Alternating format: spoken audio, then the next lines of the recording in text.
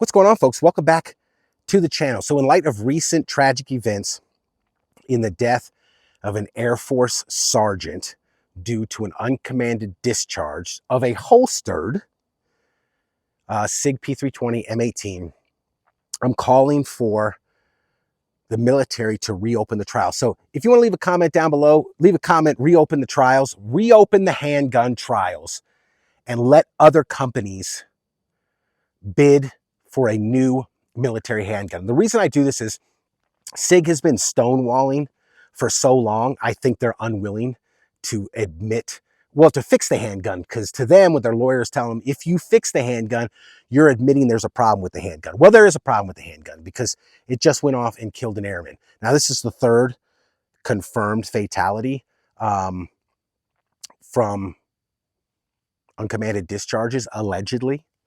You know, 2 civilians and now an airman. Does this change everything? And if you don't know what's going on, I did a video, link down below on it, where the commanding general of the Air Force Security Group Command Security Services has paused the use of the M18, and they are issuing M4 rifles to all the security forces pending the investigation and inspection of 100% inspection of all the pistols that they have, which are M18s. And they have no replacement pistols now, so they have to issue out rifles. So I think they should reopen the trials, let companies rebid for it. And I think 2 of the top contenders should be this and this. All right, now this is the Glock 45 commercial version, but this is the 19X minus the FDE color and the little thumb safety that they added to the back. So let me tell you why I think they should have in the first place, but hindsight being 2020. But I talked about this years ago. Like, why the fuck don't you just go with this? Beretta offered, like, listen, we'll upgrade all the guns. You already have the supply lines in place to support this. All right, you already have all the logistics for the parts, the magazines, everything is already in place. The manual of operations, your troops have already been trained on this weapons platform. We'll just update some of the things that you said you have a problem with the pistol. They said no. They said no. So they said, here's M9, right? They said, yeah, it doesn't have a rail on the bottom. So they put a rail.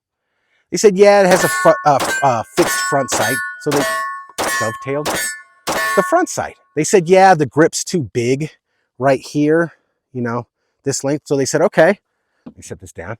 We'll give you a Vertec grip. And then we'll throw a grip insert that can mimic the curve of the older one for people with bigger hands. And they said, yeah, you can accidentally put the safety on, and that is a real thing, but they addressed it.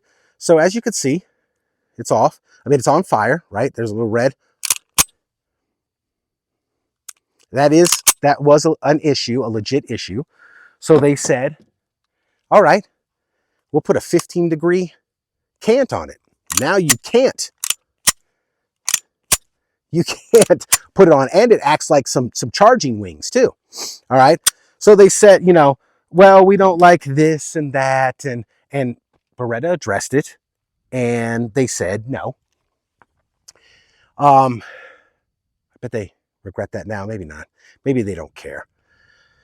But I think they should reopen the trials, and they should give these guns a second look. I think everything that was in place to support this weapon system is probably gone by now, so they'd have to end up rebuying all of it when they already had. God, what a missed opportunity. But the military is known for this kind of crap, man. They don't do the smartest type of, you know, weapons, acquiring of weapons, and they just waste money. Glock 45, they should probably go with this. Matter of fact, let me know down below. What do you think? Do you think they should go with the... What do you think they should go with? Glock 45 or Glock 19X or the M9A4? What do you think? I believe, personally, I don't see the necessity of a striker-fired handgun right now. Because a lot of military folks they don't issue handguns to everybody, and they're not experts with handguns. And this happens to be one of the safest, if not the safest, semi-automatic handgun ever. So not only does this have a firing pin block, okay, but it has a 2-piece firing pin. You can do everything you need to do. You can load, unload, disassemble, do whatever you want to do, manipulate this pistol with the safety on. You never, ever, ever need to take the safety off on a Beretta M9, M9A3, M9 line of guns until you're ready to shoot. You can load it, unload. Let me show you. Got some live ammo, right? It's on safe. It's still on safe. You want to unload it? Still on safe, okay? And if you didn't know, the 2-piece firing pin, you see that firing pin right there? You see how it rotates out of the way?